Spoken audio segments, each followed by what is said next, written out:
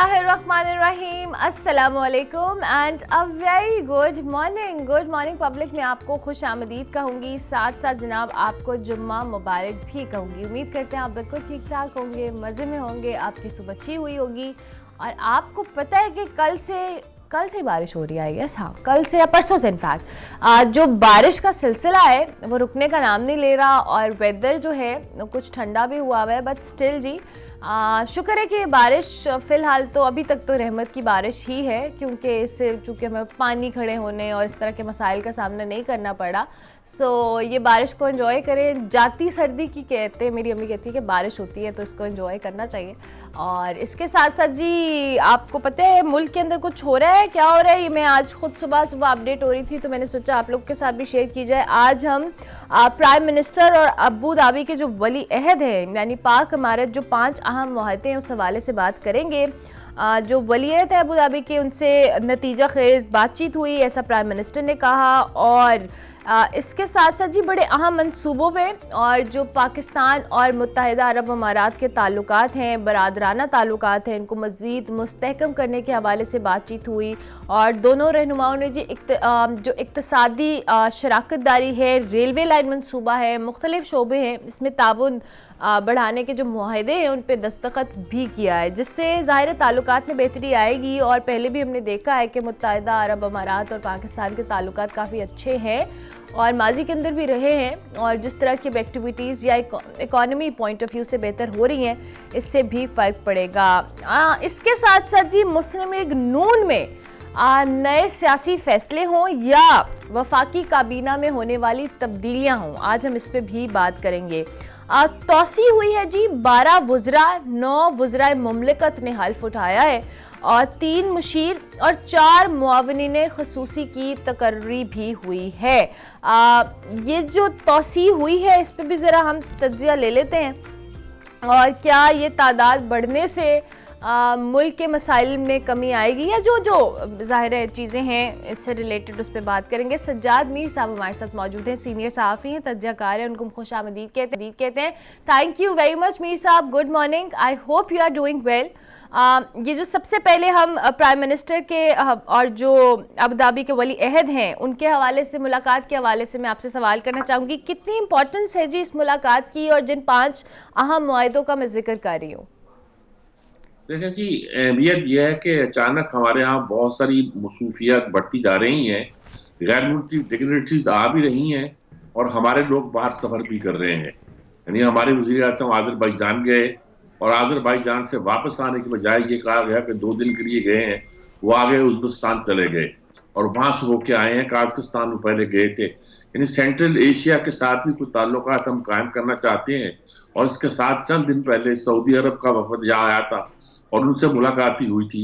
तो यूँ लगता है कि मिडिल ईस्ट और सेंट्रल एशिया के दरमियान हम जो एक पुल का काम करना चाहते हैं और हम जो इन्वेस्टमेंट मांग रहे हैं वो हमें इन्वेस्टमेंट मिल भी रही है, और एक पुल की जो हैसियत होती है शायद वो भी कायम हो जाए। और ये काम इतनी तेजी के साथ हो रहा है कि कई बार हैरानी होती है। तो प्रोपेगेंडा किया जाता है कि पाकिस्तान की मईशत बैठ गई, या प्रोपेगेंडा किया जाता है कि हमारे पास कुछ नहीं है, दुनिया में तना रह गए। लेकिन ये सारी एक्टिविटी बता रही है कि हम तेजी के साथ दुनिया के साथ जुड़ते जा रहे हैं और मामलात जो हैं वो बेहतर शक्ल इख्तियार करते जा रहे हैं। मैं इस नहीं कह सकता कि यानी ये खालिद बिन मोहम्मद बिन जैद बिन हान का जो दौरा है, ये इसकी कोई खबर ही नहीं थी कि इन्होंने आना है। अचानक आए, बड़ी फ्रेंडली माहौल में आए, सदर और वजीर दोनों ने इनका इस्तकबाल किया। वो प्रोटोकॉल जो स्टेट के प्रोटोकॉल होते हैं उससे ज्यादा प्रोटोकॉल दिया गया और हमारे मुजरा ने हल्फ भी उठाया।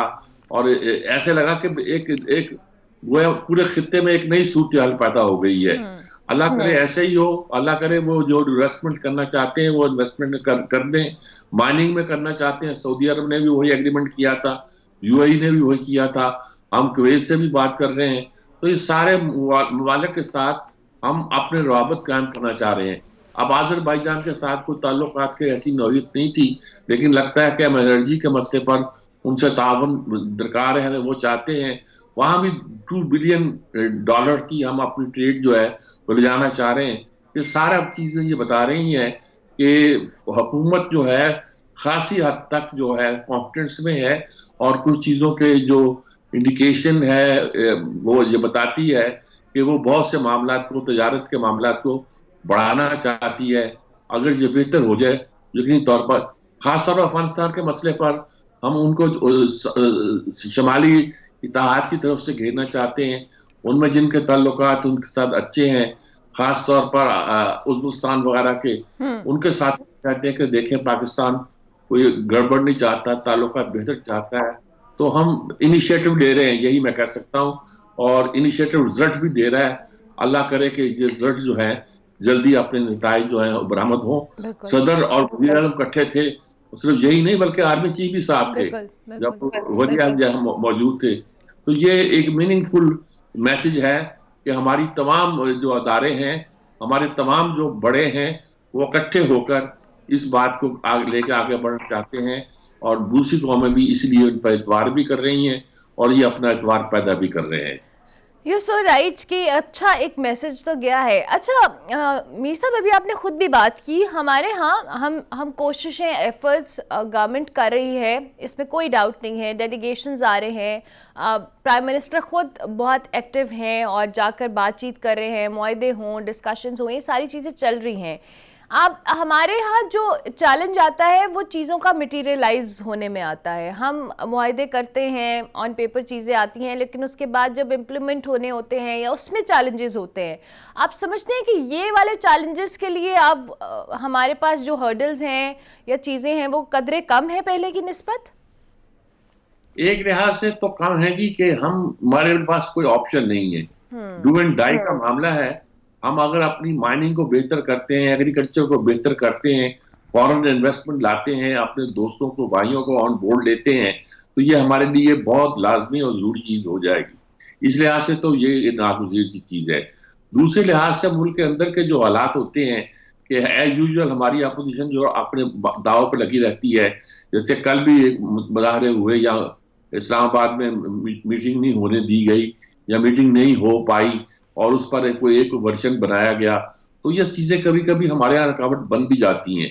लेकिन लगता यह है कि इन दिनों में जिस तेजी के साथ सारी चीजें हो रही हैं, बेहतर नतीजे निकलेंगे और माजी की निस्बत हम बेहतर नतीजे इस तरह पैदा कर सकेंगे कि मईशत के जो अशारिये हम बेहतर अपने दोस्तों की मदद से करना चाहते हैं, उसके सिलसिले में हम स्टेप फॉरवर्ड गए हैं, और हमारे दोस्त, हमारे बाप, हमारे साथी, हमारे वो मुल्क जिनसे हमारे बड़े बरादरान ताल्लुकात हैं, हमारी मदद कर रहे हैं। और हम भूले हुए उन बातों को कि अमेरिका क्या कह रहा है, अमेरिका लड़ाई क्या लड़ रहा है यूरोप में या रूस के साथ या किसी और चीज़ों के साथ। हम कंसंट्रेट इस चीज़ पे कर रहे हैं और खित्ते में अपनी खासी सूरत हाल को बेहतर करने के बारे में हम बड़े जोर भी हैं और पूरे जोश के साथ उस पर हम काम भी कर रहे हैं। ये पॉजिटिव बात है और लगता है बात कुछ। अच्छा मीर साहब, वफाकी काबीना में भी तोसी हुई है, 12 वज़रा हों, 9 वज़रा मुमलिकत हों, उन्होंने हल्फ उठाया है, 3 मुशीर हैं, 4 मुआवने खसूसी हैं। जब असल में पहले जब ये वजारत बनी थी तो ये तासुर था कि हमने बड़ी कफालत को काम लेते हुए मुख्तसर सी वजारत बनाई है, लेकिन इसके साथ तासुर दूसरा ये था कि सीटें खाली छोड़ी गई हैं पीपल्स पार्टी के लिए कि अगर वो शामिल होना चाहते हैं तो वो उन वजारतों में शामिल हो जाएं और उनके लिए वो सीटें खाली छोड़ी जाएं। अब जब वो शामिल नहीं हुए और हमने अपनी बहुत से लोगों को वजीर नहीं बनाया, तो ये दोहरा नुकसान उठाने की क्या तुक है। तो अगर वो नहीं आते, इसका पार्ट हिस्सा नहीं बनते, तो बेहतर यही होगा कि हम अपने लोगों को जिनको हमने वजारतें नहीं दी हुई हैं उनको वजारतें दे दें। तो मेरा ख्याल है इसी लिहाज से हुकूमत ने फैसला किया है कि अब उन्होंने मायूस होकर कि पीपल्स पार्टी ये कह रही है कि नहीं, ये हम शामिल नहीं होंगे, हम बाहर बैठकर आईनी जिम्मेदारी अदा करेंगे। वरन ये जरदारी कहते हैं कि पंजाब में हमें जनाब हमारी काम नहीं हो रहे और मैं और बिलावल आके लाहौर बैठेंगे। क्या करेंगे बैठ के भाई, जब आप हुकूमत के अंदर नहीं बैठते और आईनी जिम्मेदारियां लेकर बैठना चाहते हैं और कहते हैं मेरे वीसी लगाओ, मेरा ये करो, मेरा वो करो, तो ये तो यानी ऐसी सूरत हाल है कि आपके साथ किसी और तरह डील करना चाहिए। लेकिन बहरहाल ये लगता है कि एक बड़े पैकेज का हिस्सा है और आप उस निकल नहीं सकते हुकूमत के इस बंदोबस्त में। और जब आप हुकूमत में शामिल होकर उसके बोझ नहीं उठाना चाहते, तो फिर हुकूमत कहती है ठीक है, हम अपने बंदों को आगे ले आते हैं ताकि हमारे पास रिक्वायर्ड नंबर ऑफ पीपल हों और वो मिल के काम कर सकें। तो शायद उसी सिलसिले में हुकूमत ने एक रूटीन में एक तब्दीली लाए हैं, इसको आगे बढ़ाया है। और सही। यह मैसेज आया है कि अब पीपल्स पार्टी या कोई और जमात हुकूमत में फिलहाल इस बंदोबस्त के तहत शामिल नहीं होगी। ठीक हो गया। Thank you very much Mir साहब, बहुत शुक्रिया। सज्जाद सीनियर सहाफ़ी तजज़ियाकार हमारे साथ मौजूद थे जी।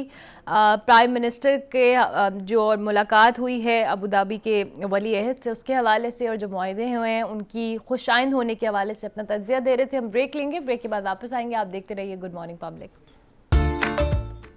Welcome back to good morning public. जी, आपको लाहौर का अंदाज़ा तो है कि अंदरून लाहौर के अंदर कितनी पुरानी और ख़ूबसूरत इमारतें मौजूद हैं, लेकिन वहाँ पे एक ऐसा कॉलेज भी मौजूद है जो कि पहले नूर जहाँ के जो भाई है आसिफ जहाँ उनकी मलकियत हुआ करता था। ये कॉलेज कितना पुराना है, इस हवाले से हमें बता रही हैं हमारी नुमाइंदा नताशा रहमान। जी नताशा।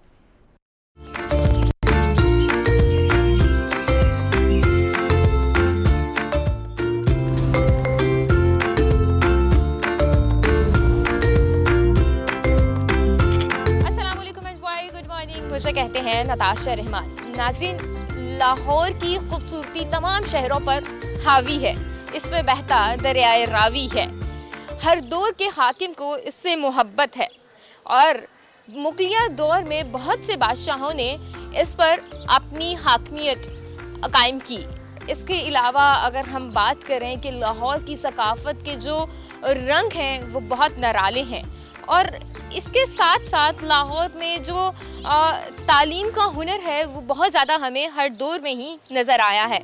यहाँ पर मुख्तलिफ़ सकाफ़त की जो बिल्डिंग्स हैं, पुरानी बिल्डिंग्स हैं, वो भी हमें दिखाई देती हैं। तो आज मैं उस कॉलेज में मौजूद हूँ जो कि मुग़लिया दौर की बनाई हुई बिल्डिंग है और ये जो बिल्डिंग है इसकी हिस्ट्री के बारे में आपको आगे चलकर बताते हैं और स्टूडेंट से भी मिलवाएंगे, यहाँ के प्रिंसिपल से भी मिलवाएंगे और जानने की कोशिश करेंगे कि आया जो स्टूडेंट्स इस कॉलेज में तालीम हासिल कर रहे हैं उनको इल्म है कि ये बिल्डिंग किसकी है और कितनी पुरानी है। तो आइए हमारे साथ।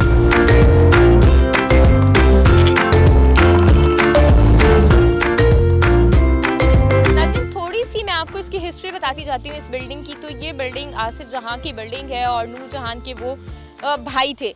इसके अलावा अगर हम बात करें तो कि इस बिल्डिंग को तालीम के लिए कब वक्फ किया गया था, तो 1987 में नवाज शरीफ उस वक्त के वज़ीर आज़म थे जिन्होंने इस बिल्डिंग को लिया और उसके बाद उन्होंने यहाँ पर एक कॉलेज बना दिया। पहले तो इस कॉलेज में सिर्फ इंटर की तालीम दी जाती थी, लेकिन जैसे जैसे वक्त गुजरता गया और वक्त गुजरने के साथ साथ यहाँ पर फिर ग्रेजुएशन भी करवाई जाने लगी स्टूडेंट्स को, क्योंकि अंदरूनी लाहौर में ये बिल्डिंग मौजूद है और अंदरूनी लाहौर के जो 12 दरवाजे हैं वहाँ पर कोई भी कॉलेज नहीं था। कॉलेज ख़वातीन का बनाने के लिए, लड़कियों का कॉलेज बनाने के लिए यहाँ पर ग्रेजुएशन के बाद अगर हम बात करें 1997 में इसको मास्टर्स की डिग्री भी यहाँ पर करवाई जाने लगी और पहली जो क्लास थी वो 1997 में मास्टर की क्लास यहाँ पर शुरू हो गई। तो कुछ स्टूडेंट्स मौजूद हैं, इनसे बात करते हैं, पूछते हैं क्या इनको कॉलेज की हिस्ट्री पता है, क्योंकि ये कॉलेज बहुत पुराना है और मैं भी इसी कॉलेज से ही पढ़कर बाहर निकली हूँ और फिर आप सब तक जो मालूमात है वो पहुँचा रहे हैं और अपनी जो फ़राइज़ है वो सर अंजाम दे रहे हैं। तो कुछ स्टूडेंट्स मौजूद हैं, उन्हीं से बात कर लेते हैं, पूछते हैं क्या कहेंगी। बेटा आप ये बताओ कि कौन सी क्लास के स्टूडेंट हो? मैं फर्स्ट ईयर की स्टूडेंट हूँ।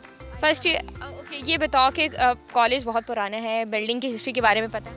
जी मुझे पता है, ये आसिफ जहाँ की हवेली है जो नूर जहाँ के भाई थे और मुगलिया दौर की हवेली है, तो उसके बाद उन्होंने कॉलेज लड़कियों के लिए बना दिया। अच्छा ये बताओ कि कैसा लगता है, पुरानी बिल्डिंग है, फिर यहाँ पे पिक्चर्स भी अच्छी आती होंगी, तालीम भी लेते हो आप? जी बहुत अच्छी फीलिंग आती है, जैसे मुगलिया दौर की शहजादियाँ यहाँ पढ़ती थी, वैसे हम लोग भी यहाँ पे स्टडी करते हैं। एग्जैक्टली आप लोग भी अपने वालिदैन की शहजादियाँ ही हैं, अपने घर वालों की। जी तो हमें भी बहुत अच्छा लगता है यहाँ पे स्टडी करना। बहुत अच्छा कॉलेज है, बहुत बड़ा है, बहुत खूबसूरत है। और आप जिस तरह आप है कि यहाँ पे 12 दरवाज़ों में ग्रेजुएशन नहीं थी, पहले भी नहीं थी और अब भी मतलब इतनी है, बट ये वाला कॉलेज यहाँ यहाँ पे उन्होंने गवर्नमेंट ने किया और यहाँ पे स्टडी आई और ग्रेजुएशन हुई। तो यहाँ पे हमें मतलब लाहौर बंदरून लाहौर 12 के दरवाजे में लड़कियों को बहुत सहूलत है कि यहाँ पे वो बहुत आसानी होती है यहाँ पे बिल्कुल आसानी होती है। अब बेटा आप ये बताओ, आप कौन सी क्लास के स्टूडेंट हो? मैं आईकॉम पार्ट आईकॉम पार्ट 1। कहाँ से आते हो?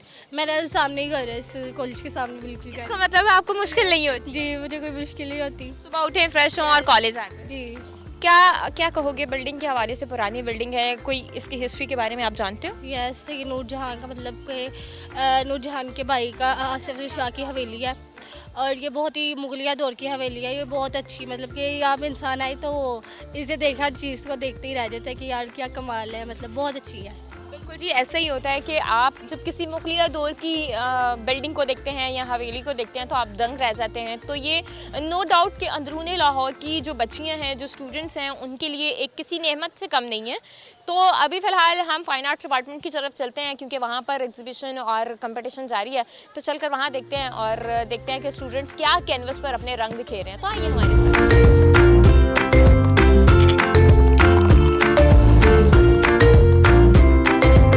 नाज़रीन, अभी मैं कॉलेज के अंदर मौजूद हूँ जहाँ पर फ़ाइन आर्ट्स की स्टूडेंट्स की एग्जीबिशन का इनेकाद किया गया और बड़ी खूबसूरत सी पेंटिंग्स हमें यहाँ पर दिखाई दे रही हैं। कैलीग्राफी पे भी काफ़ी ज़्यादा स्टूडेंट्स ने काम किया हुआ है और कुछ स्टूडेंट्स यहाँ पर मौजूद हैं।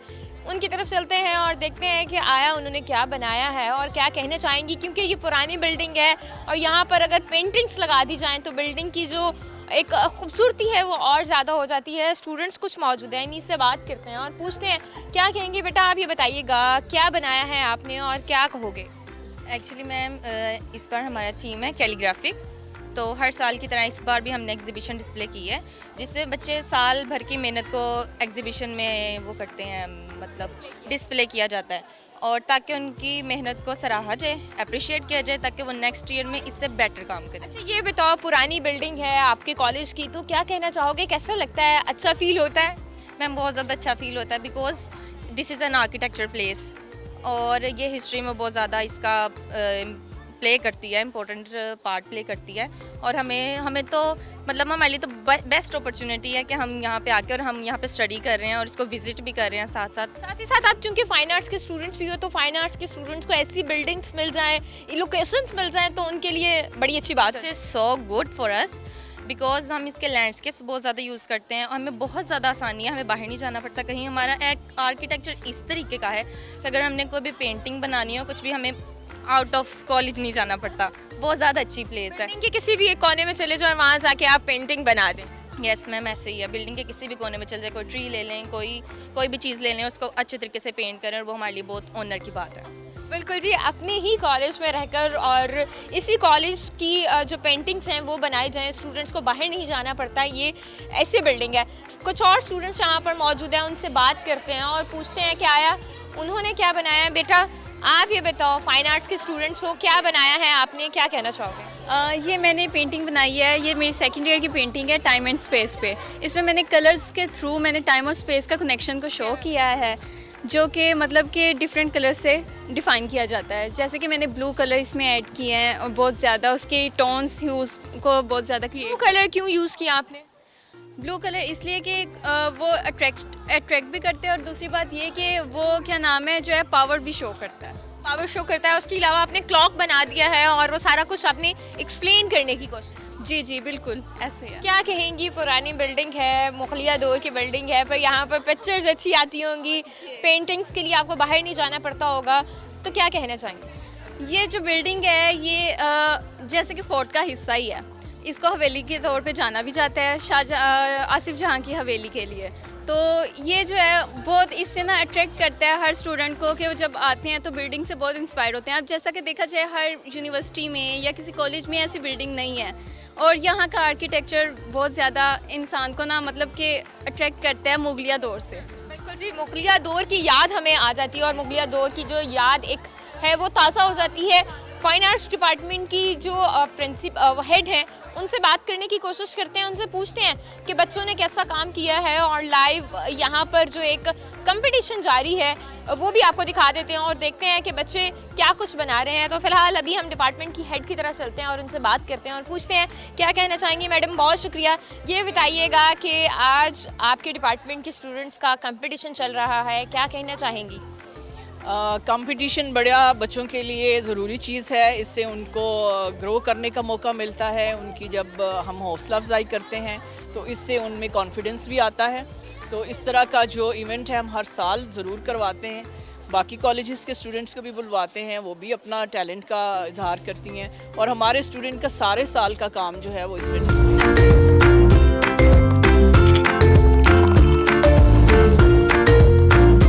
ये बिल्डिंग इंतहाई खूबसूरत लग रही है और यहाँ पर अक्सर शूटिंग भी होती है और अगर हम मुख्तलिफ ब्रांड्स की बात करें तो वो भी यहाँ पर आकर अपना शूट करते हैं। तो अभी मेरे साथ कॉलेज के प्रिंसिपल मौजूद हैं, इन्हीं से बात करते हैं और पूछते हैं कि क्या कहना चाहेंगी। मैडम सबसे पहले तो ये बताइएगा कि फ़ाइन आर्ट्स डिपार्टमेंट की एग्जीबिशन लगाई गई और फर्दर एंड फर्दर आप यहाँ पे इवेंट्स करवाती रहती हैं और गैर निसाबी सरगर्मियाँ भी होती हैं, क्या कहना चाहेंगी?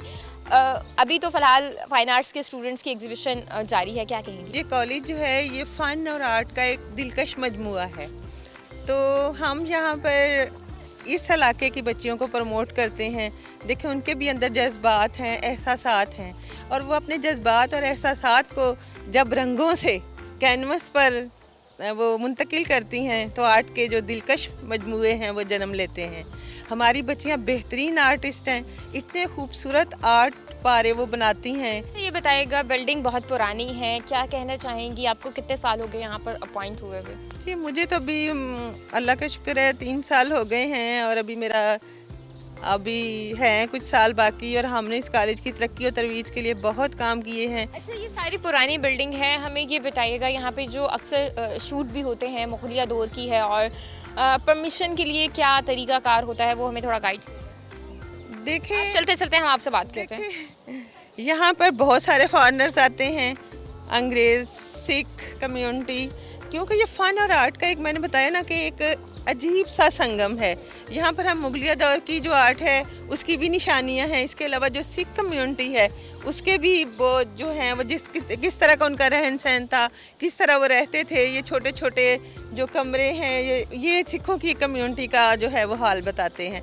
तो बहुत सारे लोग, चूँकि ये आपको पता है ये हमारा एक हेरिटेज है और लोग इसको बहुत पसंद करते हैं, तो मैं फिर छुट्टी के बाद जब बच्चियों को, क्योंकि ज़ाहिर है ये कॉलेज के तौर पे बिल्डिंग इस्तेमाल होती है, तो हमारा फ़र्स्ट पर्पस जो है वो यही है कि हम जो है यहाँ पर बच्चियों को ज़ेवर तालीम से आरास्ता करें और हमारा लोगो भी यही है कि एंटर टू लर्न। तो हमने यही है कि वो फिर 3 बजे के बाद जो है हम परमिशन दे देते हैं कि वो आएँ और देखें इस फ़न पारे को, और ये इसको ना महफूज करने की बहुत ज़रूरत है। बिल्कुल जी, पुरानी जो बिल्डिंग्स हैं उनको महफूज करने की बहुत ज़्यादा ज़रूरत है।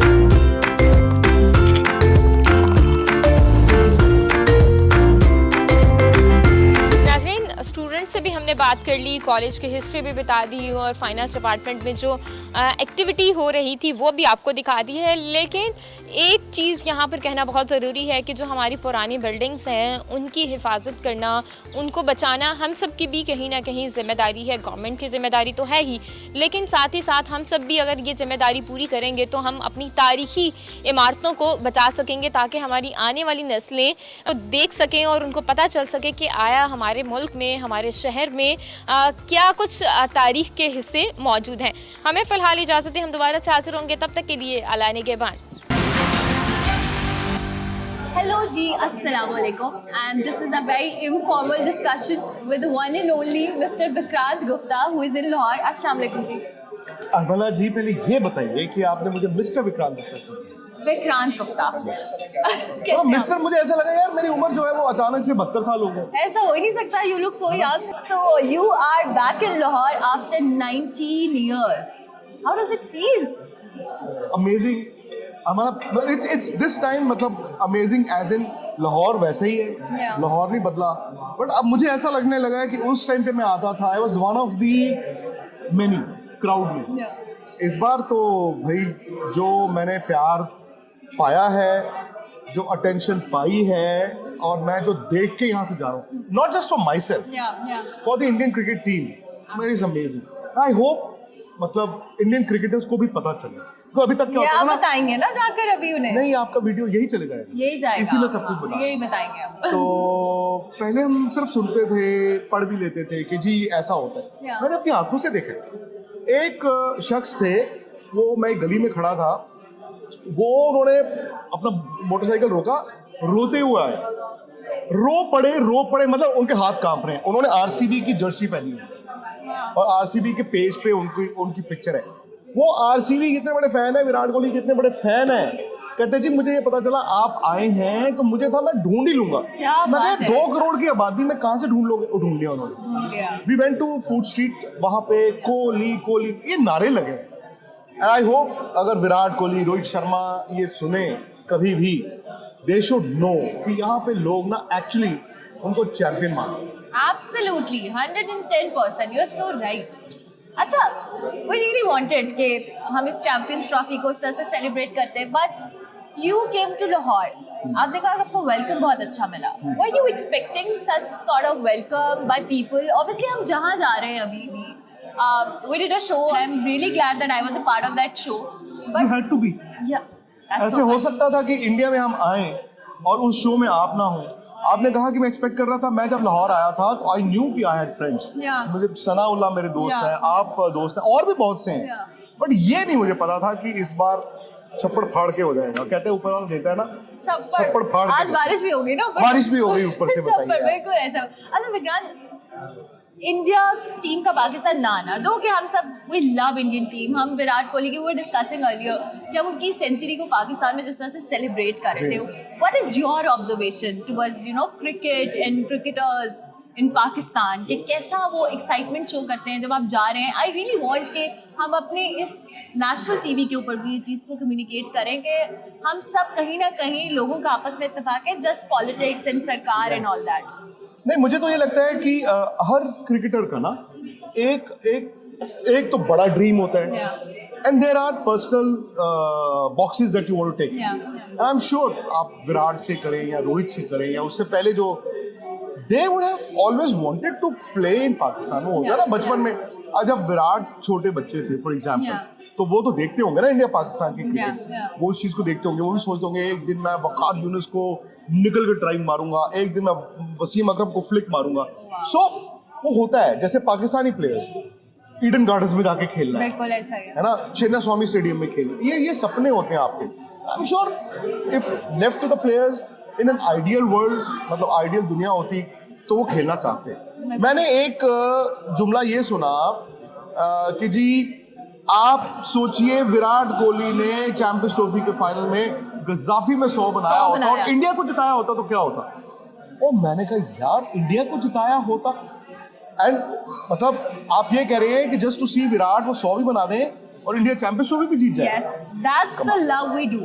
Honestly, ये आपने अभी चीज विटनेस की है ओवर द इयर्स, जब से हम स्पोर्ट्स या इस जर्नलिज्म को देख रहे हैं, हमने हमेशा देखा है, इवन आपका और मेरा interaction, it was such a random online show, we interacted and I always knew कि I have a Indian journalist friend of mine who is there, you know. नहीं, एंड वाइस वर्सा। या मुझे कोई जरूरत होती है तो जैसे मैं आपको कई बार कह देता हूँ सना, और भी बहुत से दोस्त हैं, ऐसा नहीं है, बट अगेन दिक्कत मेरी आपकी नहीं है, मेरी और आपकी दिक्कत तो नहीं है, दिक्कत शायद प्लेयर्स की भी नहीं है। बिल्कुल सही। हालांकि जो करंट प्लेयर्स हैं, obviously current Indian players and the current Pakistani players, शायद they are not as close जो इससे पुरानी जनरेशन से, बिकॉज खेलते नहीं, साल में एक दिन आप मैच खेलते हो, एक दिन पहले आप मिलते हो। लेकिन we really love that sort of gestures जो विराट ने नसीम शाह के लेसेस किए, that Virat Kohli gave his bat to Mohammad Aamir, you know, such gestures means a lot, और इससे आपकी एक प्रोफेशनलिज्म, स्पोर्ट्समैन जो स्पिरिट होता है वो नजर आता है। आपको एक और बात बताता हूँ, ये तो आपने देखा है, कुछ प्लेयर्स ऐसे हैं, इवन फॉर्मर प्लेयर्स, अब जैसे ये जो लीग्स होती हैं इंटरनेशनल, वो लेजेंड्स वगैरह, तो बताते हैं कि जी, और पाकिस्तान के बल्ले तो बड़े फेमस होते थे, वो कहते हैं कि अब इंडियन बैट्स की पाकिस्तानी बैट्समैनों को बड़ा क्रेज है, तो वो लोग कहते हैं कि जैसे हम कहीं इंग्लैंड में खेल रहे हैं या यू नो वो पुरानी वो जो क्रिकेटर्स, वो कहते हैं और मेरे वास्ते 2 बैट लाएंगे। अच्छा, वो उस तरह की बातें होती हैं। वाओ, जो मेरे वास्ते यार वो एसएस दे 2 बैट लाएंगे, एसजी दे 2 बैट लाएंगे, तो मतलब उस तरह की बातें होती हैं। आई थिंक दैट इज वो शायद वो उस जमाने से हम आगे चले गए। द पॉइंट इज क्रिकेट को जो करेक्टिव मेजर है या जो राइट पाथ है उस पर कौन डाल सकता है? बिल्कुल सही। उस पे आई थिंक क्रिकेटर्स भी नहीं डाल सकते। The governments and yes. politics and all that, yeah. And because Armala, आप एक ऐसी एंकरिंग करती हैं 360 जहाँ पे sports, entertainment, politics, Yeah, international yeah. Affairs. So मैं आपसे ये जानना चाहूँगा कि do you think in near future ऐसा हो सकता है कि इंडिया और पाकिस्तान की हुकूमतें एक हो जाए, एक edge in on a common table आके बैठे? Yeah, we really want, but there's some sort of flexibility that should be shown from both sides. It's not about India, it's not about Pakistan. वो जो flexibility है ना और वो जो stubbornness है at certain points, Yes. we feel कि उसमें हमारा क्रिकेट हो, हमारी आवाम हो, आपका मेरा ताल्लुक हो, हम इंडिया आना चाहें, जब हमारा दिल करे हम आए। आप कभी इंडिया नहीं आई ना? I've never been to India. Would you want to come to India? Oh, I would love to. कौन से शहर में आप जाना पसंद I want to go to Agra. अच्छा। It's on my Goa. हाँ। I have friends in Goa. अच्छा। I get in touch with them more often, and then I want to come to Delhi. Delhi तो चलो हम ही घुमा देंगे। Oh yes. और आगरा भी ले जाएंगे because Done. Agra is just 2-3 hours Lovely. की ड्राइव। बट इससे वही बात है Yeah. कि आज somebody like me, Nikhil Naz, we are very lucky Yeah. कि हम आ गए। We got the visas. मैं चाहता हूँ कि आप भी उधर अगर जाएं, अमला आपको पता चलेगा कि वहाँ पर भी प्यार कितना मिलेगा। Oh yes. अभी चढ़ता पंजाब के लोग, I got to interact a lot अच्छा। with them. पंजाबी फेस्टिवल हो रहा था on my show, Right. इसी गुड मॉर्निंग पब्लिक में वो लोग आए, the way they loved, जो उनका रिस्पॉन्स था, उनको इतनी वार्मथ है उन लोगों में, and I literally believe that कि जब हम वहाँ जाएंगे ना, हमें जितना प्यार आप यहाँ पे एक्सप्रेस कर रहे हैं ना, आई एम श्योर इवन हमें इंग्लैंड पे या कहीं भी बाहर जाएं, हमें कोई इंडियंस मिलते हैं, दे love us like anything. Exactly. You know, ये वो बस वही बात है कि पॉलिटिक्स, गवर्नमेंट, ये सारी चीज़ों ने बहुत ना कुछ कर दिया। बाय द वे गाइस, यहाँ पे विक्रांत गुप्ता की जो फैन फॉलोइंग है, आप सोचिए हम रेस्टोरेंट आए हैं, फुली बुक था, and they saw Vikrant Gupta, they said sir कैसी बातें कर रहे हैं? ऐसा नहीं है, ऐसे- उन्होंने अब भी पहले हम ऐसे- अरमला को देखा, उन्होंने कहा नहीं, मैडम नहीं, तुसी नहीं। कैसी हो, आओ प्लीज। फिर मैं पीछे खड़ा सी। नहीं, ऐसा नहीं होता, ऐसा नहीं होता। मैडम अच्छा जी, ने- आप मुझे ये बताएं, खाने कैसे लगे लाहौर के? खाने अमेजिंग, पर आपने जो खाना खिलाया ना, हाँ दो ये लाहौरी फूड नहीं है, हाँ, इट्स लाइक पर इसमें भी बड़ा मजा आया। मजा आया। मतलब अमृतसर और लाहौर एक सिमिलैरिटी। अमृतसर में भी सुबह उठते खाना की है, ब्रेकफास्ट हो गया, खाना की है, लंच हो गया, खाना की है, चाय हो गई, खाना की है, डिनर हो गया, वो खाना ही। लाहौर जिन्नू भी मैं मिल रहा है, एनी बडी खाना खा के खाना है जी। मैं ज़रूर चाहूँगी मेरे इस शो के प्लेटफॉर्म से, एनीथिंग यू वांट टू से टू पीपल ऑफ पाकिस्तान। आप यहाँ आए हैं, लाहौर को एक्सप्लोर वैसे उस तरह से नहीं कर पाए, I am so sorry, but you had a very busy schedule. I would love कि आप इसको और एक्सप्लोर करते, but anything you want to say. नहीं, पहले तो I would like to thank Amla because आपने मुझे बचाया भी। जो मुझे डांट पड़नी थी घर से, वो काम आपने मेरा करा दिया सारा। बिल्कुल। सेकेंडली यार, अरमला का मैं बहुत बड़ा फैन हूँ और अरमला को मैं कॉम्प्लीमेंट देना चाहता हूँ। आपको मालूम है मैं क्या देना चाहता हूँ? हाँ, I am all ears guys, मेरी तारीफ होने लगी यार है। कियारा अडवाणी पार्ट 2, मतलब अब you may be more beautiful but I love her. She's amazing. Yeah. यार उनके और आपके मैनरिज्म्स आर हूबहू द सेम। Wow. मतलब आप उनकी रील्स वगैरह देखेंगी ना, Yeah. तो यू विल से यार ये मैं हूँ। अच्छा। सो एक दिन आपको और उनको एक सामने आमने सामने बिठाना, इसीलिए मैंने आपने जो अभी इंडिया की बिजनेस बोली उसमें बॉम्बे नहीं रखा। Very nice. बॉम्बे अगर आप चली गई Yeah. तो आपको उन्होंने डाल देना है फिर बॉलीवुड में। ओए ना? थोड़ा कॉम्प्लीमेंट आ गया। अच्छा, मैं I want people to comment section में बताओ, अगर अमला गोज टू बॉम्बे, मुंबई, क्या बॉलीवुड इनको किडनैप करेगा कि नहीं करेगा? सर तो लड़ाई पड़ जाएगी। ये हमारे दोस्त भी बीच में कमेंट करें। बॉलीवुड ले रहा है, तमिल वाले आ जाएंगे, हमने लेना है, फिर तब God, कहेंगे this is embarrassing guys। मेरे ख्याल से I should sign off, लेकिन thank you very much। अमला थैंक यू वेरी मच, और आप खुश रहें। मतलब शुक्रिया। मैं अमला के ना वीडियोस देखता हूँ, रील्स देखता हूँ, और खुशी बड़ी होती है बिकॉज That's so आप kind. You very positive, Thank you। इसीलिए आप मॉर्निंग शो करती हैं सुबह सुबह। Yes, yes, thank you very much guys। अभी मेरा चूंकि टाइम ऐसा था, थॉट कि मैं विक्रांत के साथ कुछ ऐसे आपके लिए कुछ एक कॉन्वर्सेशन लाइटर मूड की शेयर करूँ, so I will see you after the break. Welcome back to good morning public जी। आज चूँकि हम चैंपियंस ट्रॉफी के मैचेस की बात करेंगे और आपको पता है कि कल पाकिस्तान और बांग्लादेश का मैच जो है वो बारिश की वजह से मंसूख हो गया, लेकिन दोनों टीम्स को एक एक पॉइंट मिल गया। लेकिन आज एक बड़ा इंपॉर्टेंट और बड़ा मैच है, ऑस्ट्रेलिया वर्सेस अफगानिस्तान। लाहौर के कदाफी स्टेडियम में मैच होने वाला है, उस पर भी हम बात करेंगे और उसके लिए हमारे साथ शाहनवाज खान मौजूद हैं स्टूडियोज़ में। अस्सलाम वालेकुम। Thank you very much. और इसके साथ साथ शमशेर नियाजी हमारे साथ मौजूद होंगे। आप दोनों को खुश आमदीद। आगाज़ में शाहनवाज आपसे करूँगी, चूँकि जिस तरह से हम अफगानिस्तान और ऑस्ट्रेलिया के मैच की बात कर रहे हैं, चले पहले पाकिस्तान वर्सेस बांग्लादेश की बात कर लेते हैं। दो की वी वर एक्सपेक्टिंग कि वो मैच होता, कोई परफॉर्मेंस होती, चले आखिरी मैच में हम खुश हो जाते, लेकिन बारिश ने पानी फेर दिया अरमानों पे। चलिए, हमें फिर भी शुक्र अदा करना चाहिए, हम 1 पॉइंट्स लेके चैंपियंस ट्रॉफी से बाहर हुए हैं। 1 पॉइंट लेकर बाहर हुए जी। अच्छा। एक्चुअली बारिश की वजह से ज़्यादा मैच नहीं हुआ। होपफुली कि अगर हम मतलब एक सेंस में अगर मैं बात करूँ ना, एज ए क्रिकेटर मैं बात करता हूँ कि अच्छा हुआ मैच नहीं हुआ। उसकी रीज़न ये है कि यही लड़के जिन्होंने 2 बड़े अहम मैचेस में परफॉर्म नहीं किया, न्यूजीलैंड के खिलाफ और इंडिया के खिलाफ, अब उन लड़कों ने परफॉर्म करना था। अब उस लड़के ने भी खेलना था, उस्मान खान ने, जिसने कोई ओडीआई नहीं खेला, और आकिब जावेद ने फिर उनको कंसिस्टेंट करके कंटिन्यू करके यही स्क्वाड जो था वो खिलाना था। ठीक हो गया। अब चूंकि मैच नहीं हुआ तो आपके 2 मैचेस जो थे, आपकी ट्राई नेशन आपकी परफॉर्मेंस, उसके बाद आपकी परफॉर्मेंस आ गई चैंपियंस ट्रॉफी की। तो अब अगर मतलब आकिब जावेद ने तो कैटेगोरिकली ये बोल दिया कि भाई हमारे पास बेस्ट स्ट्रेंथ है, यही स्क्वाड है हमारे पास। तो इन्हीं लड़कों के ऊपर अब अगर यही लड़के सेलेक्ट होते हैं तो कम से कम मेरे पास और आपके पास क्रिटिसाइज़ करने का कुछ मौका तो होगा कि इन लड़कों की परफॉर्मेंस क्या है।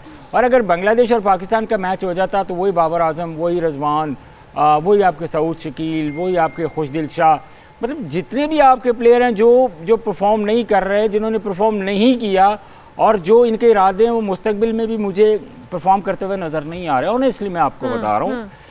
तो अब वो फिर आ जाते टीम में, वो कहते कि जनाब हमने बांग्लादेश के खिलाफ 100 किया है, जबकि एक्चुअली हमारी स्ट्रेंथ रह गई है इन्हीं टीमों के खिलाफ बड़े रन्स करने की। लाइक जिस तरह आप बांग्लादेश कर लें, नेपाल कर लें, आयरलैंड कर लें, इन टीमों के खिलाफ हमने रन्स करने और हमने कहना कि हमसे बड़ा प्लेयर कोई नहीं है। हालांकि देखें, हमारे इस पूरे 2 मैचेस में हम देखें ना तो 561 रन हुए हैं पाकिस्तान ने जो किए हैं, और जो फास्ट बॉलर्स ने रन्स दिए हैं 337 रन दिए सिर्फ फास्ट बॉलर्स ने। तो पाकिस्तान क्रिकेट बोर्ड को सोचना चाहिए, आपका पायनू सोचना चाहिए हम कहाँ पे स्टैंड कर रहे हैं। तो इस तरह तो पाकिस्तान की क्रिकेट कभी भी ठीक नहीं हो सकती। और फिर जब इन पे क्रिटिसाइज होता है, नॉर्मली हर चैनल पे कोई ना कोई एक्स टेस्ट क्रिकेटर बैठा हुआ है और वो अपने अपने जो थॉट्स है वो शेयर कर रहा है, ये होना चाहिए, ये होना चाहिए।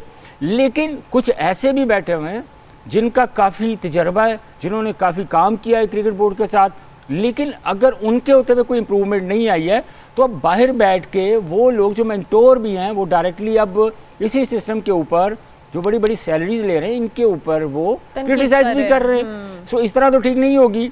जिसने करना है, मुझे तो कल वसीम अकरम की एक बात बहुत पसंद आई है, और मेरा वसीम अकरम ने कहा कि भाई मैं हाजिर हूँ पाकिस्तान की क्रिकेट के लिए, गुड, लेकिन मेरा गिला शिकवा आवाम से ये है कि जब ये जो बदतमीजी बहुत करते हैं, क्रिटिसाइज बहुत करते हैं, तो मैं ये सुन नहीं सकता। लेकिन कम से कम उसने ये कहा कि मैं फ्री ऑफ कॉस्ट, मैं कोई पैसे नहीं लूँगा, मुझे किसी भी कैंप में बुलाएं, मुझे किसी भी इवेंट में बुलाएं कि ये कैंप लगा हुआ है आप आ जाए, मैं इतना टाइम दे सकता हूँ। तो बाकी जो बैठे एक्सपर्ट्स हैं ये भी ओहदों पे रहे, इन्होंने भी काम किया है, लेकिन उसका रिजल्ट आपने ट्राई नेशन में भी देखा, चैंपियन ट्रॉफी में भी देखा, तो कोई इम्प्रूवमेंट तो आई नहीं।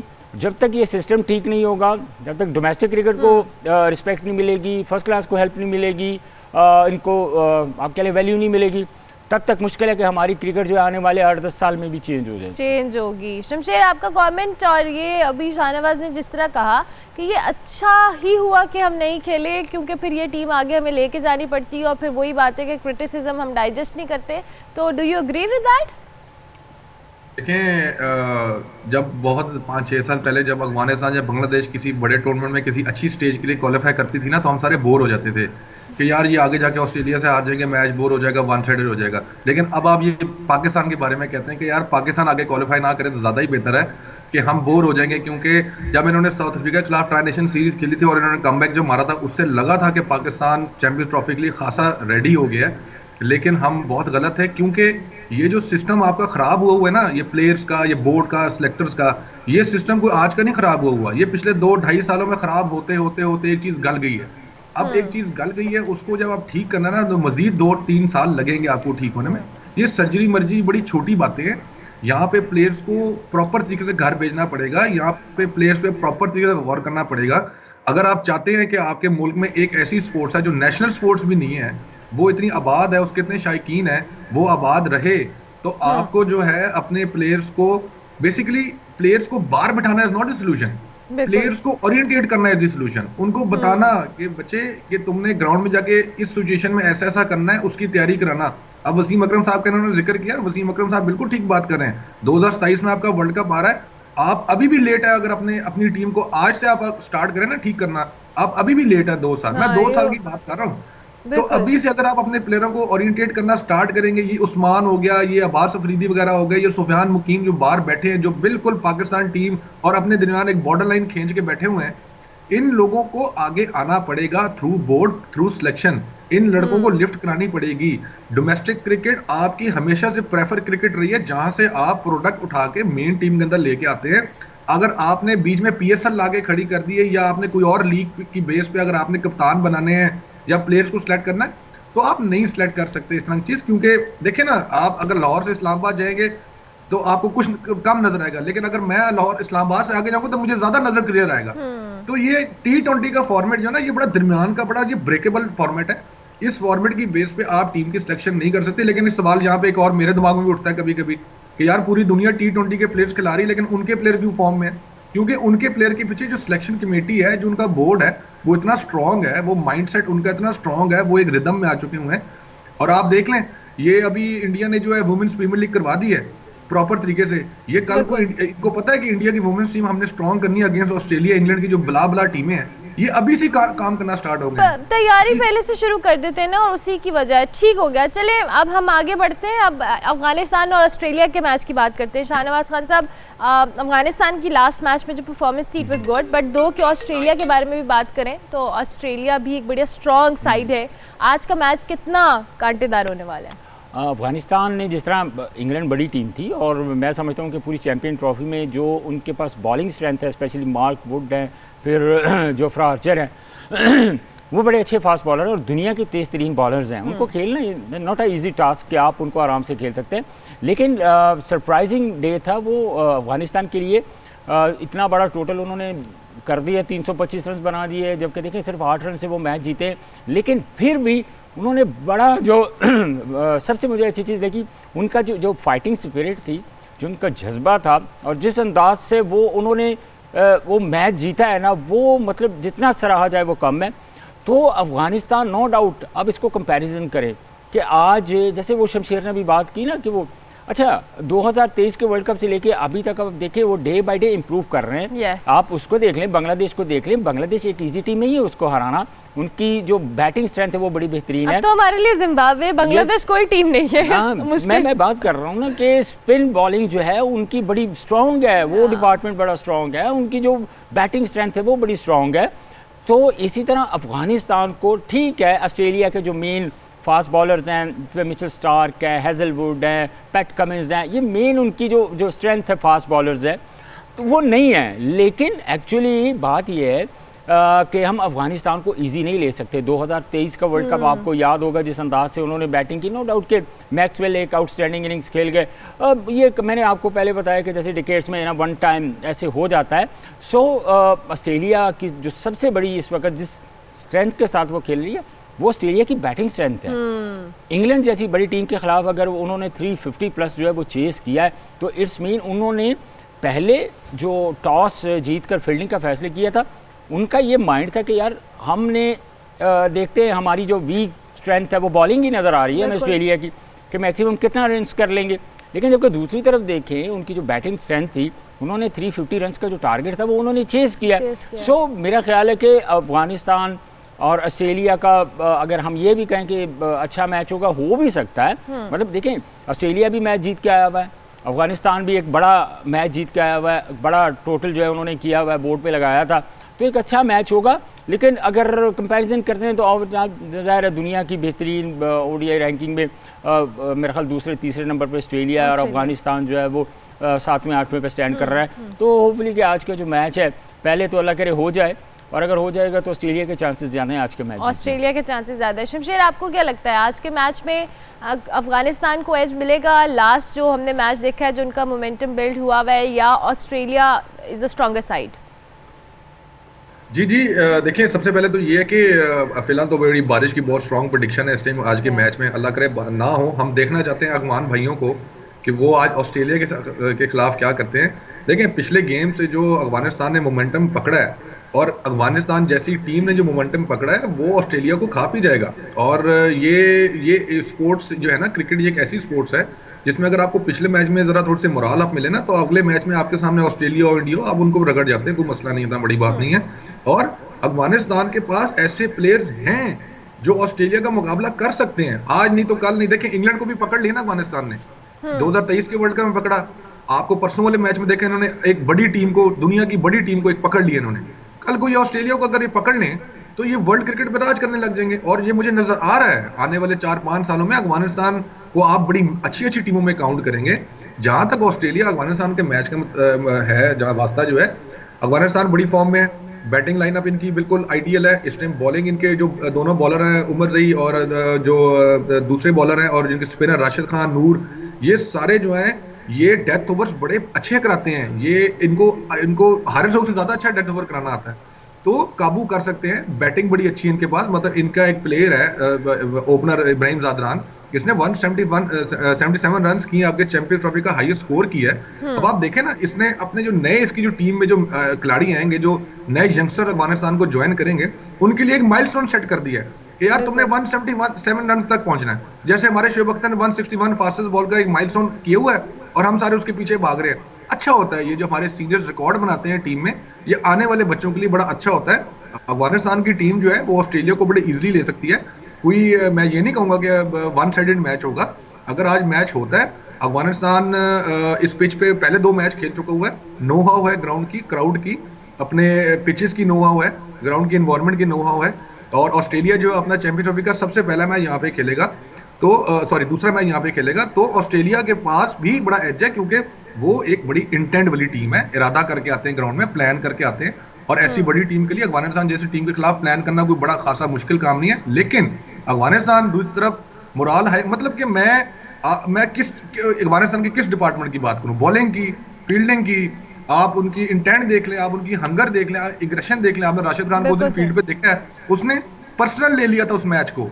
अब जिस बंदे ने पर्सनल ले लिया ना अपने मैच को, तो वो कहता है या डू और डाई सिचुएशन है भाई, या मैंने मारना है या मैंने मरना है। तो ऐसे प्लेयर हमेशा कामयाब रहते हैं वर्ल्ड क्रिकेट में, जिनकी इंटेंट के अंदर हंगर हो, एग्रेशन हो, वो मैच खींचना चाहते हैं। उस दिन इंग्लैंड के खिलाफ जिन्होंने मैच खेला है, मैं कहता हूँ क्या कमाल क्रिकेट खेली है, शेर के मुंह से नवाला निकाला है इन्होंने। तो ये हाँ जी, ये इसके पीछे मोहम्मद नबी का बहुत बड़ा हाथ है। मोहम्मद नबी ने पूरी इनको तैयार की है, ये आने वाले क्रिकेटर्स को वेलकम करें। तो ऑस्ट्रेलिया के खिलाफ बड़ा खासा टाइट मैच होगा, one sided match we are not expecting. दो इंग्लैंड के हवाले से, और इंग्लैंड और अफगानिस्तान का भी, शाहनवाज साहब जब मैच हुआ था तो किसी पॉइंट पे हमें ये नहीं लगा कि वन साइडेड मैच है। जो थ्रिल, एक्साइटमेंट एक बड़े टूर्नामेंट की होती है या बड़े मैच की होती है, वो उस मैच के अंदर थी। और वो एसेंस हमने शायद इस चैंपियंस ट्रॉफी में दूसरी बार देखा था कि जिस तरह से अफगानिस्तान फाइट कर रहा था और इंग्लैंड को प्रॉपर्ली उन्होंने टफ टाइम दिया है। तो ये जो मैचेस होते हैं, ये इस तरह के बड़े टूर्नामेंट्स के लिए कितने ज़रूरी होते हैं कि सेंचुरीज भी स्कोर हो रही हैं, रन रेट भी बेहतर है, बॉलर्स भी काम कर रहे हैं, बैटर्स भी उतना फाइट कर रहे हैं। अच्छा, अफगानिस्तान की जो सबसे अच्छी चीज़ है ना और मिला, वो ये है कि वो जहाँ पे खेल रहे हैं ना, उस एटमॉस्फेयर को, उस वेन्यूज़ को, उन जगहों को वो यूटिलाइज बड़े अच्छे तरीके से करते हैं। अब उसकी एग्जांपल मैं ये दूंगा, अब जिस तरह पाकिस्तान में अब ये आईसीसी चैंपियन ट्रॉफी हो रही है और उन्होंने कोच लगाया हुआ है साथ यूनुस खान को। अच्छा, यूनुस खान बेसिकली हमारा एक बहुत बड़ा नाम है क्रिकेट का पाकिस्तान का, तो he knows everything very well के पाकिस्तान की जो पिचेस हैं उनका एटीट्यूड क्या होता है, बिहेवियर क्या होता है। इसी तरह अगर हम T20 वर्ल्ड कप में देखें, अमेरिका और वेस्ट इंडीज़ में वर्ल्ड कप था, तो हमने देखा कि ब्रावो जो था वो अफगानिस्तान की टीम के साथ था। तो ये जो उनकी हिकमत अमली है ना, ये स्ट्रेटजी, ये बड़ी शानदार है। अच्छा, इसका भरपूर फ़ायदा उठाते हैं। और फिर उसके बाद देखें उनकी जो स्ट्रेंथ है, जो स्पिन बॉलिंग, अगर आप ओवरऑल देखें नॉर्मली पहले तो 20 ओवर की क्रिकेट के लिए वो मशहूर थे कि 20 ओवर की क्रिकेट वो बहुत अच्छी खेलते हैं, क्योंकि ज़्यादातर जो वो क्रिकेट खेल रहे हैं वो खेल ही 20 ओवर की रहे। लेकिन जिस तरह आहिस्ता आहिस्ता 1-2 साल के अंदर वो इम्प्रूव करके अब 50 ओवर की क्रिकेट में उन्होंने बहुत काम किया है। और फिर इसका क्रेडिट अगर थोड़ा पीछे भी चले जाएँ तो इंज़माम उल हक को भी जाता है जो अफ़गानिस्तान के कोच रहे हैं, फिर राशिद लतीफ़ को भी जाता है, तो फिर इमरान फ़रद की मैं यहाँ पे ज़रूर बात करूँगा। मेरी ऑन एंड ऑफ इमरान फ़रद से बात होती है, तो उन्होंने डेवलपमेंट पे बहुत काम किया है अंडर 19 की अफ़गानिस्तान के, तो ये एक बड़ी बेहतरीन चीज़ है। अब यहाँ फिर आ जाती है क्रिकेट बोर्ड की कि एक लड़का जिनको आपने रिस्पॉन्सिबिलिटी दी वो अफ़गानिस्तान में अंडर 19 के साथ उन्होंने काम किया, इतने अच्छे अच्छे प्लेयर्स जो हैं उन्होंने डेवलप किए। हमने पाकिस्तान एक टूर रिसेंट पास में हमने देखा किस शानदार तरीके से अफ़गानिस्तान खेला वहाँ पे, लेकिन जब हम उन्हीं कोचेस को अपने लिए बुलाते हैं हम उनसे उस तरह का काम नहीं ले पाते जो हमारे लिए लम्हा फ़िक्रिया है। अब इमरान फ़रद का कहना है कि मैंने इनके ऊपर बड़ा काम किया है अंडर 19 के ऊपर, वो डेवलपमेंट हमें नज़र भी आ रही है, वो नेशनल क्रिकेट में इंटरनेशनल क्रिकेट में हमें नज़र भी आ रही है। तो इसके लिए क्रिकेट बोर्ड को थोड़ी स्ट्रेटजी अपने पाकिस्तानी क्रिकेटर्स के लिए, यंगस्टर्स के लिए बनाने की ज़रूरत है कि उसके ऊपर भी काम हो। तो अफ़गानिस्तान ने इन सारी चीज़ों को एक तो अडॉप्ट कर लिया अभी तक, और आपको पता है कि अफ़गानिस्तान ने जो क्रिकेट स्टार्ट की थी वो बेसिकली पाकिस्तान से ही की थी, और मोस्टली ऐसे प्लेयर्स हैं अफ़गानिस्तान के जो पाकिस्तान में ही क्रिकेट खेलते हैं, या लाइक पेशावर वगैरह में या नेशनल क्रिकेट एकेडमी में भी कभी वो आके, जब कबीर खान इनका कोच होता था तो यहाँ पे एकेडमी लगती थी, इनका कैंप भी पाकिस्तान में लगता था। और फिर प्लस पॉइंट ये एक और भी है कि आप IPL खेल रहे हैं सारे लड़के, मोस्टली जो लड़के ना वो जो IPL का जो एक स्टैंडर्ड है क्रिकेट का उसमें दुनिया के बेहतरीन प्लेयर खेलते हैं, और अफ़गानिस्तान के मोस्टली जो प्लेयर हैं गुरबाज हैं, राशिद खान हैं। और फिर कल मेरी विक्रांत से बात हो रही थी, वो कह रहे थे कि अफ़गानिस्तान का प्लस पॉइंट ये है कि जो भी IPL में लड़का खेल रहा होता है उसको करते क्या है कि वो कहते हैं कि हमने पूरी टीम को लेके चलना है, टीम जितवाते हैं। एक ऐसा जज्बा, एक जोश और एक उनके अंदर जो फाइटिंग स्पिरिट है, वो बहुत ज़बरदस्त है। तो जिसकी वजह से अफ़गानिस्तान, और फिर वो सीरियसली इस चीज़ पे काम कर रहे हैं कि अगर उनका कोई भी वीक पॉइंट है, लाइक वो बैटिंग के शोबे में थोड़े वीक है, बॉलिंग के शोबे में वीक है, या फास्ट बॉलिंग तो खैर उनकी ऐसी ही है लेकिन फिर भी कदर बेहतर है, तो उस चीज़ पे वो सीरियसली काम करते हैं और इम्प्रूवमेंट भी आ रही है, वो हमें नज़र भी आ रही है। अच्छा, वो होमवर्क इज़ वेरी इंपॉर्टेंट। ये अभी शाहनवाज खान की जितनी भी बातें उसमें उन्होंने कहा कि वो वर्किंग कर रहे हैं, अगर वो पाकिस्तान आ रहे हैं उसकी कंडीशंस या उसकी पिच या आइडिया वो प्रॉपर होमवर्क करके आते हैं, और उन्हें पता होता है कि कौन से प्लेयर की क्या स्ट्रेंथ है, क्या वीकनेस है, हमने उसको कैसे टारगेट करना है। बट हमने, अब मैं दोबारा से फिर पाकिस्तानी टीम पे आऊँगी शमशेर, हम होमवर्क करते हुए नज़र नहीं आते। हमें अपने होम ग्राउंड का इतना बड़ा एज होता, अगर हमने होमवर्क किया होता, हमें एक एक खिलाड़ी का पता होता है। इवन जो कि अभी उस दिन हम एक एनालिस्ट से बात भी कर रहे, कहते हैं कि जी इमामुल हक कदर एक नया प्लेयर है इंडियन टीम के लिए, उन्होंने इंडिया के अगेंस्ट शायद बहुत कम खेला है या 1-2 बार खेला है, लेकिन स्टिल दे न्यू कि इमाम की क्या वीकनेस है और उसको कैसे पकड़ना है। सो यू नो, एक बड़े प्लेयर से लेकर एक न्यू कमर तक they did a homework on each and every player. हम इसके बरक्स चलते हैं। अर्मिला देखें, होमवर्क तो आपने एक तो बड़ी पढ़ी लिखी बात कर दी है। बेसिकली जो हमारी क्रिकेट टीम को अगर ये आपकी आवाज़ पहुंच गई ना, तो ये उनके लिए बड़ी पढ़ी लिखी बात है जो आपने कर दी है। बेसिकली होमवर्क तो बड़ी दूर की बात है, हम अभी और बड़े मसले हैं हमारी टीम के अंदर, तो हम होमवर्क तो पता नहीं कब पहुंचेंगे। होमवर्क वो टीमें करती हैं अर्मिला जो स्टेबल हो, जिनका माइंडसेट बड़ा स्ट्रांग हो, जो क्रिकेट को जानते हो, अंदर से जानते हो, कंडीशंस को जानते हो, भाई पिच क्या रिस्पॉन्स करेगी, ग्राउंड क्या रिस्पॉन्स करेगा, हमने कैसी क्रिकेट खेलनी है, कौन सी टीम के खिलाफ खेल रहे हैं, वो टीमें जो होती हैं वो होमवर्क करती हैं। हम लोगों के अंदर अभी 1,500 मसले हैं। अभी तो हमें यही नहीं पता कि किन प्लेयरों को आपने 11 में खिलाना है। हम अभी स्क्वाड से खुश नहीं है, तो उनका होमवर्क करना, उनकी मैच्योरिटी लेवल पे आपने उनको मैच्योर करना, ये तो अभी होमवर्क तो बड़ा ये पढ़ा लिखा काम है। ये टीम होमवर्क कैसे करेगी जब ये इनका खुद का होमवर्क नहीं हुआ।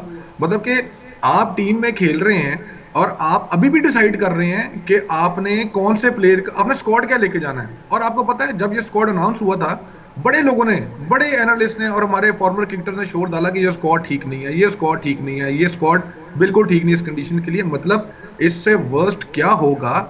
ये आपने होमवर्क की बात की है ना, ये होमवर्क ना करने के आसार पता क्या है। इससे वर्स क्या होगा कि आपका होम टूर्नामेंट 29 साल बाद आपके पास आया, आप उसमें बाहर हो गए हैं।